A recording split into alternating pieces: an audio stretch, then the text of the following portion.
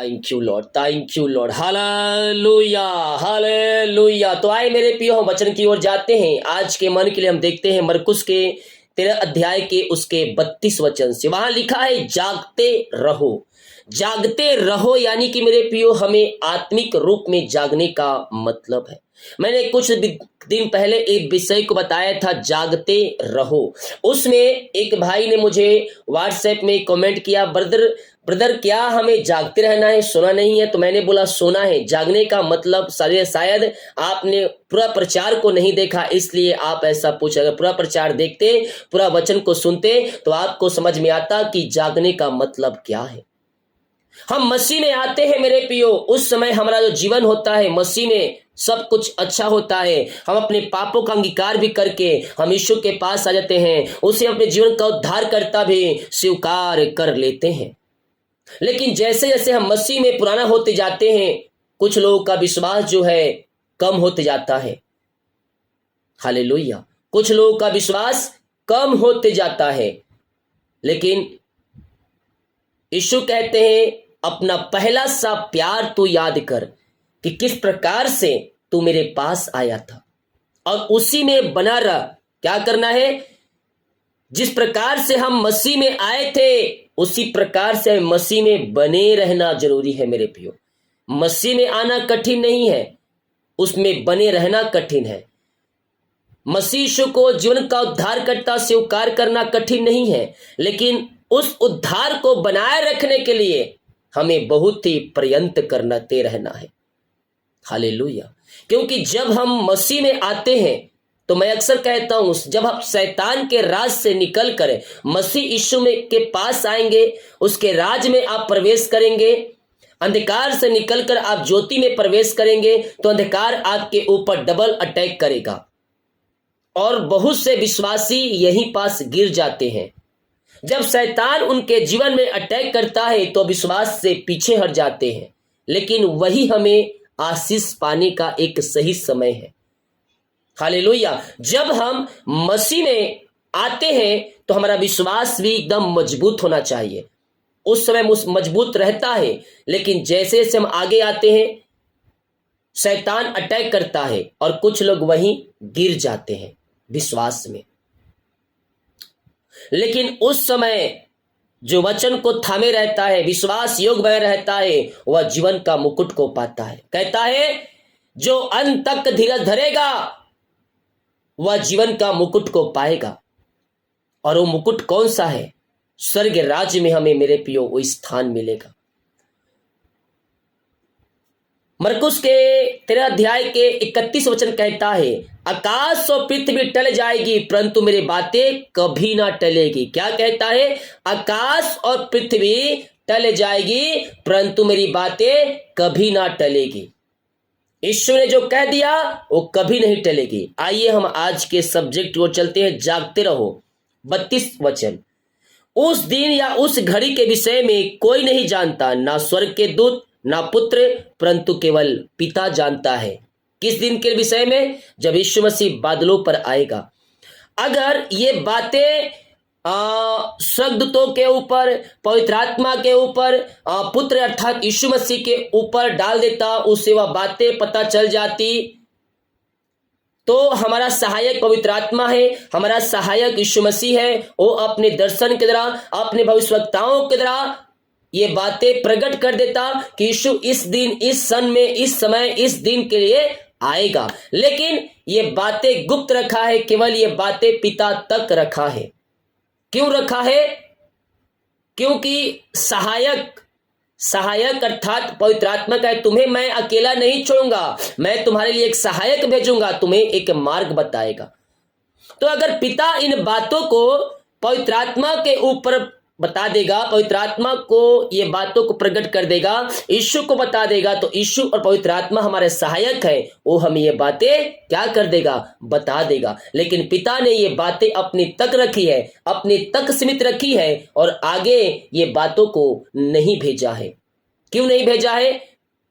क्योंकि पिता जब यीशु को भेजेगा इस पृथ्वी पर तो वह एक अचानक से होगा। जैसे अचानक से कॉल आता है, आपको पता ही रहे किस समय किस क्षण कॉल आएगा। हालेलुया। बता देते हैं लेकिन टाइम नहीं, वहां बोल देते हैं मैं 9 बजे कॉल करूंगा, लेकिन आगे पीछे हो जाता है, कभी 2 मिनट 10 मिनट आगे पीछे हो जाता है। तो यहां पास पिता ये बातें अपने तक रखा है कि पुत्र को कब भेजना है। और जब पिता बोलेगा कि जा पुत्र, तुझे पृथ्वी पर दूसरे आगमन होना है और अपने चुने हुओं को यहां लाना है, यह सब पलक झपकते ही होगा, आपको टाइम भी नहीं मिलेगा। पिता बोलेगा जा, पुत्र आ जाएगा पलक झपकते ही। तो उस समय टाइम नहीं रहेगा, उस समय पवित्र आत्मा और पुत्र को टाइम नहीं मिलेगा कि अपने भविष्यवक्ताओं के द्वारा उन बातों को प्रकट करे। यह पलक झपकते, जितना हमारा पलक झपकने का समय होता है उतना में ही ये सारी घटनाएं घट जाएगी। बादलों पर आ भी जाएगा यीशु मसीह, मुर्दे अविनाशी दशा में जिलाए भी जाएंगे। उसके बाद जो इस पृथ्वी पर बचे हैं, जो वचन के अनुसार अपना जीवन जी रहे हैं, यीशु मसीह उसे बादलों पर उठा लेगा।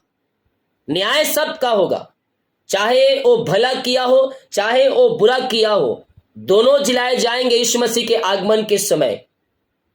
जो अच्छा किया रहेगा अच्छा प्रतिफल पाएगा, जो बुरा करेगा वो बुरा प्रतिफल को पाएगा। तो यह कहता है उस दिन या उस घड़ी के विषय में कोई नहीं जानता, ना स्वर्ग के दूत ना पुत्र, परंतु केवल पिता। देखो जागते और प्रार्थना करते रहो, क्योंकि तुम नहीं जानते कि वह समय कब आएगा। क्या कहता है? देखो जागते रहो और प्रार्थना करते रहो। जागने का मतलब आत्मिक रूप में जागृत रहना है हमें। हालेलुया। ये जो हम मसीह में आए हैं, जागृत रहना है हर समय। हमारा जो विश्वास है मसीह में बढ़ते जाना चाहिए। हर समय हर पल हमें हर एक परिस्थितियों के लिए तैयार रहना चाहिए। हालेलुया। तो कहता है देखो जागते और प्रार्थना करते रहो, क्योंकि तुम नहीं जानते कि वह समय कब आएगा। यह उस मनुष्य की दशा है जो परदेश जाते समय अपना घर छोड़ जाए और अपने दासों को अधिकार दे और हर एक को उसका काम बता दे और द्वारपाल को जागते रहने की आज्ञा दे। इसीलिए जागते रहो कि तुम नहीं जानते कि घर का स्वामी कब आएगा, सांझ को या आधी रात को या मुर्गा के बांध देने के समय या भोर को। ऐसा ना हो कि वह अचानक आकर तुम्हें सोते पाए। और जो मैं तुमसे कहता हूं वह सबसे कहता हूं कि जागते रहो। हालेलुया। वो पिता अपने पुत्र को कभी भेज सकता है, किसी भी समय भेज सकता है। कब भेज सकता है? देखे, वह तो सांझ को भी आ सकता है, आधी रात को भी आ सकता है, मुर्गा के बांग देने के समय या भोर को भी आ सकता है। वो जब भी आए हम तैयार रहने वाले हो जाए। हम अपने आप को आज जांचे कि आज रात यीशु बादलों पर आ जाएगा, तो क्या हम उसके साथ जाने का योग है या नहीं। मन में कहीं भी कुछ खटपट है, मन में आपको लग रहा है कि आज रात यीशु आएगा तो मैं उसके साथ नहीं जाऊंगा, क्योंकि मैं उसके वचन के अनुसार जीवन नहीं जी रहा हूं। तो आज समय है, प्रभु यह चाहता है कि हर एक को मन फिराने का अवसर मिले। वह नहीं चाहता कि कोई व्यक्ति कोई मनुष्य नाश हो, इसीलिए वह समय दे रहा है कि पापी पापों से फिरकर यीशु के पास आकर अपने पापों का अंगीकार करे। हालेलुया। वह नहीं चाहता कि कोई मनुष्य नाश हो, बल्कि हर एक को एक समय दे रहा है कि वो अपने पापों से फिरकर मेरे पास आकर अपने पापों का अंगीकार कर सके। हालेलुया।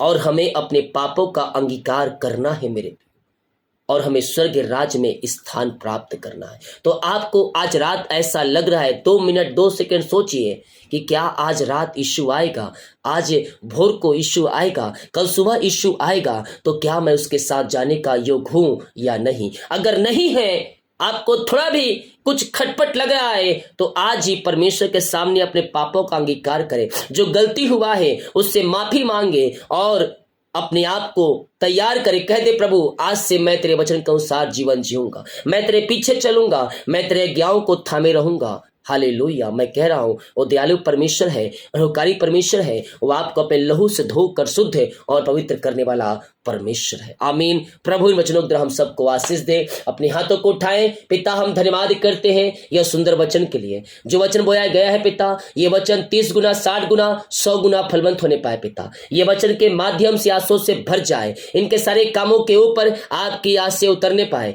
इनके सारे बंधन टूटने पाए, सारे मार्ग खुलने पाए और सारी चिंताएं, परेशानी, समस्याएं इनके जीवन से बाहर निकलने पाए। यीशु के नाम में ये आंसू से भर जाए इसी समय। पिता, पुत्र और पवित्र आत्मा के नाम में यह ब्लेस हो जाए। अपनी आशीष से इनके जीवन में प्रकट करें और इनके सारे कामों को सफल करें पिता। यही हम प्रार्थना करते हैं। जितने लोग कमेंट बॉक्स में अपनी प्रार्थना रिक्वेस्ट डाल रहे हैं, इन सबों को मैं आपके नाम से ब्लेस करता हूं। अपनी आशीष से इनके जीवन प्रकट करें और इनके सारे कामों को सफल करें। और जागते रहने, प्रार्थना करते रहने के लिए पवित्र आत्मा के द्वारा आप इनकी सहायता करें पिता। आपने प्रार्थना सुना, धन्यवाद। यीशु पिताजी आशीष मांगते हैं, सुन आज ग्रहण कर ले पिता। आमीन। हालेलुया। एक शब्द और इसमें जोड़ना चाहता हूं।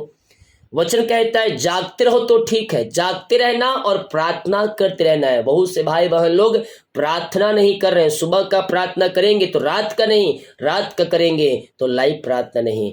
3 टाइम हम प्रभु के सामने अपने टाइम को देने वाले हो जाए। जब भी टाइम मिले आप प्रार्थना को सुने। सुबह तो हम घर में रहते हैं, सुबह सबसे पहले हम उठ करें, हम प्रार्थना को देखें और उस प्रार्थना को रिसीव करें। दिन भर प्रभु हमारी सहायता करेगा। रात को 6 बजे जहां कहीं भी रहते हैं, आप घर आते हैं, उसके बाद आप प्रार्थना सुन सकते हैं। या आप अगर 10 मिनट 15 मिनट टाइम निकाल सकते हैं तो आप जहां भी रहते हैं हेडफोन लगाकर आप सुन सकते हैं। लाइव प्रार्थना सभी कोई घर में आ जाते हैं, कुछ लोगों को छोड़कर। तो सभी कोई प्रार्थना को देखें, प्रार्थना में सारी सभाओं में शामिल होएं और अपने जीवन में आशीष को प्राप्त करें। सभी को जय मसीह की। God bless you all. आमीन।